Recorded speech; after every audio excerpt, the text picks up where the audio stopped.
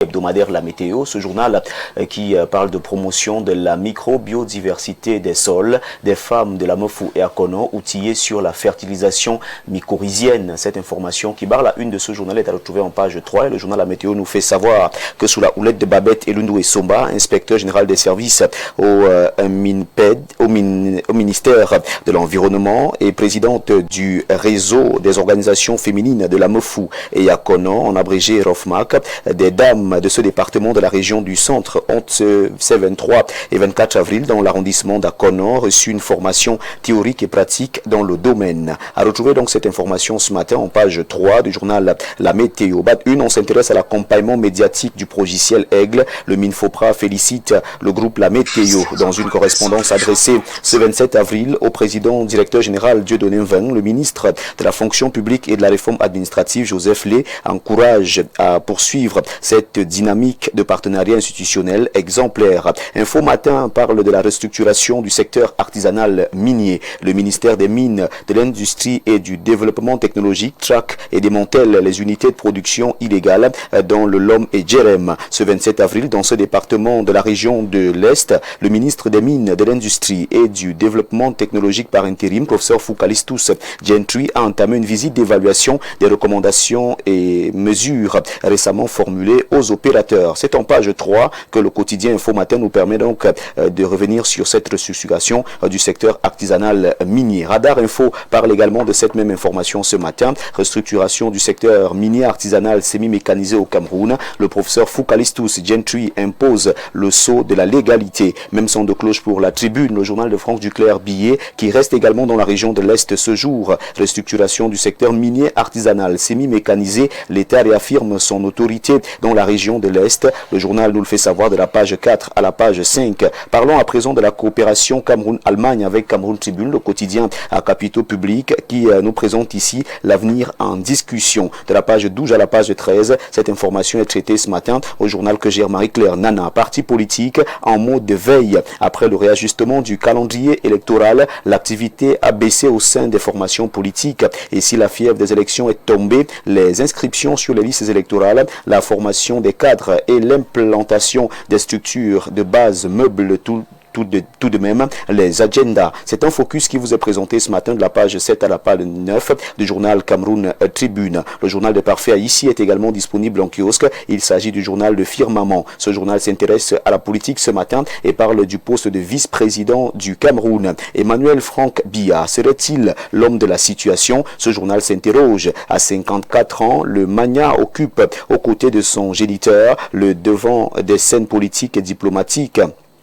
Plus que jamais, il est cité par des sources non officielles pour seconder le chef de l'État dans la gouvernance du pays, alors que le mystère perdu autour de la personnalité qui bénéficierait du décret. Sa nomination à cette haute fonction pourrait redéfinir la configuration politique des institutions à l'heure où le peuple attend le changement. Les avis divergent à son sujet, d'après ce que nous dit donc ce matin le journal Le Firmament. Fondation médicale Nkwa Ferdinand, une institution haut de gamme ouverte aux parents et à la formation des étudiants de la filière santé à l'Institut universitaire La Majestueuse Ndazoa. Information à retrouver également en page 8 et 7 du journal Le Firmament. Le jour nous amène à Yaoundé 6. Hôtel de ville, des désillusions d'un chantier sont présentés en page 3. Près de 500 millions francs CFA engloutis par l'entreprise Cogedi et la fondation reste inachevée au bout de 13 mois. Le constat est fait par le journal d'Aman Mana qui reste donc du côté de Yaoundé 6 et parle de cet hôtel de ville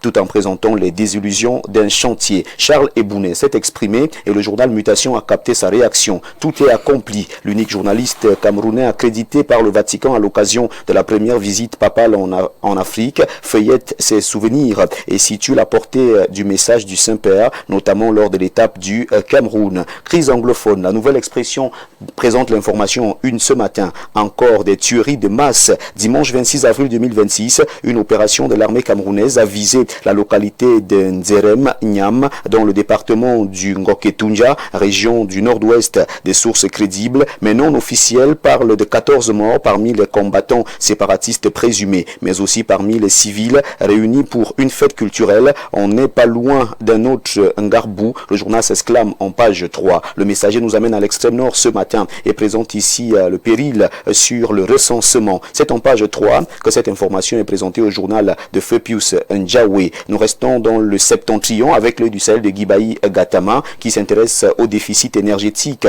Nachigal pour ravitailler le Grand Nord dès 2027. Cette information est à retrouver ce matin dans ce journal Recensement général de la population. La grogne des recenseurs dans l'extrême nord est présentée en page 3 de ce journal. Le Point, ce billet hebdomadaire, s'intéresse au raccordement du réseau interconnecté sud au ring Gaston Elundou et Sumba sur le terrain. C'est ce que nous dit Le Point, ce billet hebdomadaire qui parle également de l'après Léon XIV, mœurs et déviance, église catholique, la rédemption. L'Écho s'intéresse à l'IRAD et la SEMRI qui sont désormais main dans la main, une alliance stratégique pour relancer durablement la production risicole. L'Écho d'Ariane Samou revient donc sur cette coopération ce matin en page 9. L'Impartial s'intéresse à l'affaire Aroye Betou, stop à l'intox, place aux faits. Depuis près de 2 semaines, les réseaux sociaux s'enflamment autour d'une prétendue enquête ordonnée par Ferdinand Gongo contre Emmanuel Aroye Betou. Une lettre circule, le SGPR ne la reconnaît pas, y compris la CONAC.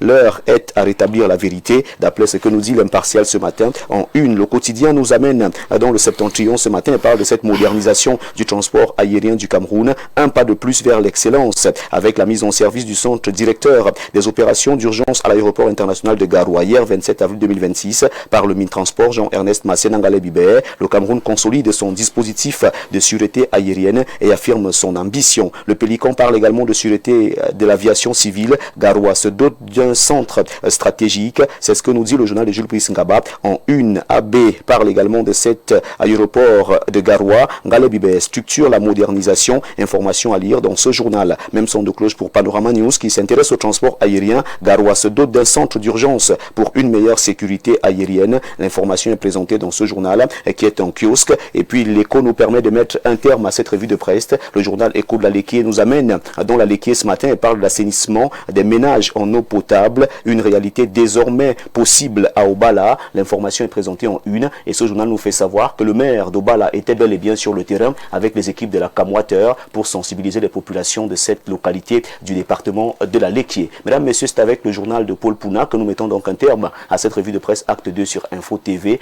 De votre aimable attention, infiniment merci. Et comme vous le savez, avec la somme de 400 francs CFA seulement, vous avez votre journal disponible en kiosque ce matin. Merci de toujours choisir Info TV pour vous informer. Merci El Perfecto pour cette magnifique tribune.